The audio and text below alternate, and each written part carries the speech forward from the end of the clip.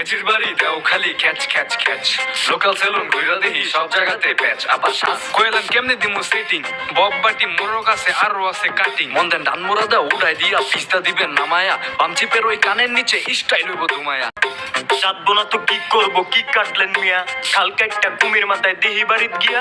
ওই মিয়া কথা কও কমাইয়া, অভদ্র তো বানাই দিছো ভাইডা আমার ছাত্র। ময়মুরুপি ঠেলা খাইবো বয়স কত মাত্র।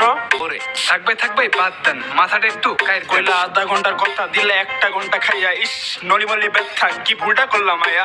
কাছে চুল কাটানি শেষ খালি চিপটা বাকি আছে। তোমরা কারিগর একটু ভালোবাসা কামনা করলে সবই চোখে বালির চর।